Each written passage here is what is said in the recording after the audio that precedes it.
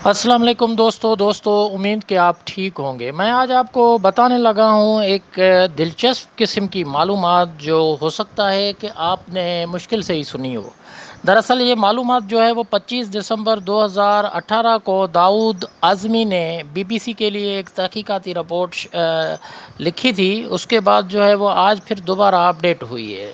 Report یہ ہے کہ طالبان کے آمدن کے ذرائع کیا ہیں۔ آپ کو پتہ ہوگا کہ آج کل پوری دنیا کے اندر، افغانستان کے اندر جو طالبان کی کارروائیاں ہیں اور 85% افغانستان کا ایریا وہ اپنے کنٹرول میں کرنے کی دعویٰ کر رہے ہیں، تو اس کے حوالے سے سوچنے کا سوال یہ ہے کہ افغانستان کی اتنی آمدن آتی کہاں سے ہے۔ تو اس کے حوالے سے میں آپ کو بتاتا چلوں، پہلے تو یہ بتاؤں کہ 85% جو افغانستان کا ایریا ہے وہ طالبان کے قبضے میں آ چکا ہے، جبکہ 34 میں سے 20 صوبوں پہ بھی وہ کنٹرول کر چکے ہیں۔ طالبان کے تقریباً جو جنگجو ہیں وہ 60,000 کے قریب ہیں، اور کہا یہ جا رہا ہے کہ 2 دہائیوں تک لڑی جانے والی جنگ کے بعد نیٹو فورسز کو اور امریکہ کو تقریباً 2 خرب سے زیادہ نقصان بھگتنا پڑا، اور یہ افغانستان کی لڑائی کے اندر جانیں الگ سے گئیں اور ان کے پیسے الگ سے ضائع ہو گئے، اور پھر یہ طالبان وہی سر اٹھاتے ہوئے، کنٹرول کرتے ہوئے وہ آگے بڑھتے ہوئے جا رہے ہیں، جو کسی ملک کی پشت پناہی کے بنا ممکن نہیں ہے۔ لو جی، چلتے ہیں کہ طالبان کے حوالے سے ان کا معاشی ذریعہ کیا ہے، ان کی آمدن کے ذرائع کیا ہیں۔ تو اس پہ ڈیٹیل میں جیسے میں نے بتایا کہ BBC کی نے ایک تحقیقاتی رپورٹ جاری کی، اس میں یہ کہا گیا ہے کہ طالبان نے 1996 سے لے کر 2001 تک افغانستان پہ حکومت کی، اور جب ان کی حکومت ختم ہوئی تو پھر وہ بغاوت پہ اتر آئے۔ 2020 میں سیکیورٹی کونسل نے ایک رپورٹ جاری کی، جس میں اندازوں کے مطابق بتایا گیا کہ طالبان کی مجموعی سالانہ آمدن جو ہے وہ $30 کروڑ سے 1.5 ارب ڈالر ہے۔ وہ اتنی آمدن کیسے ان کی بنتی ہے؟ تو اس کے حوالے سے کہا گیا ہے کہ زکوٰۃ اور عشر سے، سڑکوں پہ ٹول ٹیکس لگا کے، منشیات کے کارخانے لگا کے اور منشیات کی تجارت کرتے، زراعت پہ ٹیکس لگا کے، صنعتوں اور دیگر اشیاء پہ ٹیکس لگا کے طالبان جو ہے وہ اپنا آمدن بہتر کر رہے ہیں، بلکہ بڑھا رہے ہیں۔ دیکھا جائے تو افغانستان دنیا میں سب سے زیادہ افیون پیدا کرنے والا ملک ہے۔ 1.5 سے 3 ارب ڈالر تک کی تجارت صرف افیون سے ہوتی ہے، اور دنیا بھر میں سب سے زیادہ غیر قانونی ہیروئن اسمگل کرنے والا ملک بھی افغانستان ہی ہے۔ وہاں پر دوسری طرف دیکھیں تو پیوست کی کاشت سے، جو کسان پیوست کی کاشت کرتے ہیں ان سے 10% کا ٹیکس طالبان لیتا ہے۔ لیبارٹریوں سے بھی ٹیکس لیتا ہے جہاں افیون سے ہیروئن بنتی ہے، تاجروں سے بھی ٹیکس لی جاتی ہے جو ہیروئن اسمگل کرتے ہیں، اور غیر قانونی منشیات کی معیشت میں طالبان کا سالانہ حصہ اندازاً 10 کروڑ سے 40 کروڑ امریکی ڈالر لگایا جاتا ہے۔ امریکی فوج کے مطابق طالبان کو 60% سے زیادہ آمدنی جو ہے وہ منشیات سے ہوتی ہے۔ اس کے علاوہ میں آپ کو بتاؤں کہ ہیروئن کے بعد اب دوسری جو منشیات کی قسم آئی ہے وہ آئی ہے آئس اور کرسٹل میتھ، جس کی پیداوار افغانستان میں اب زیادہ ہو رہی ہے، اور یہ کرسٹل میتھ اب نئی صنعت کے طور پر سامنے آئی ہے، جو طالبان کے تقریباً 60% کنٹرول میں ہے۔ لیبارٹریوں پہ بھی کنٹرول طالبان کا ہے۔ منشیات اور ٹیکسز کے علاوہ طالبان کے آمدن کے ذرائع دوسرے بھی ہیں،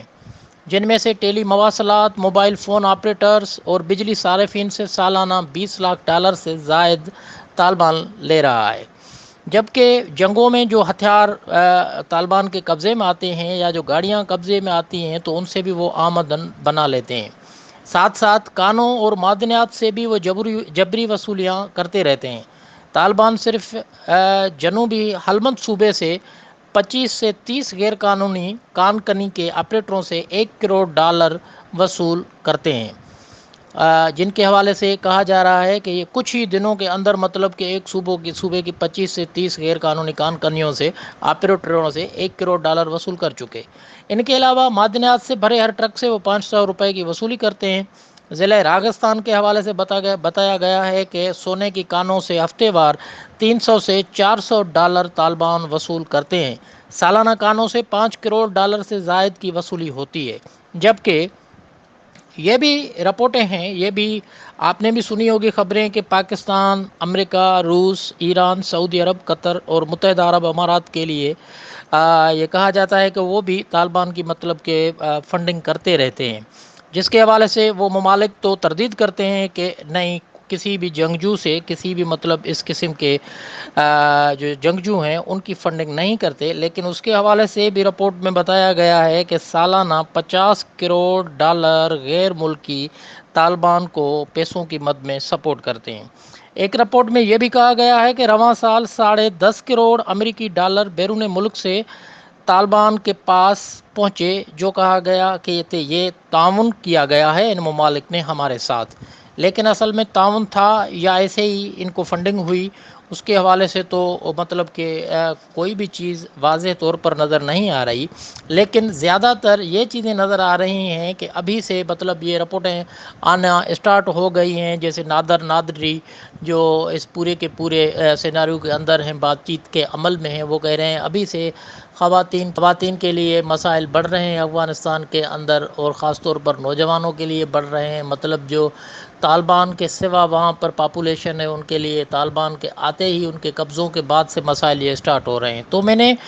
مجھے یہ اصل میں رپورٹ بڑی دلچسپ لگی، پوری کی پوری ڈیٹیل کے حوالے سے تھی کہ طالبان کے معاشی طور پر ان کی آمدنی کا ذریعہ کیا ہے، جو یہ نیٹو جیسی فوج کو شکست دے دیتے ہیں، امریکہ کو وہاں سے مطلب کہ جانے کے لیے مجبور کر دیتے ہیں، حالانکہ وہ تو اپنا کام کر چکے جس مفادات کے تحت آئے تھے، اور ابھی بھی جیسے وہ نکل تو چکے ہیں ظاہری طور پر، لیکن انڈائریکٹلی وہ تو ادھر ہی رہیں گے، اسی خطے کا سردرد بنے رہیں گے۔ بہرحال میں امید کرتا ہوں یہ معلومات آپ کو پسند آئی ہوگی، معلومات پسند آئے تو میرے اس چینل کو سبسکرائب ضرور کیجئے گا اور اپنی دعاؤں میں یاد رکھیے گا۔ آپ کی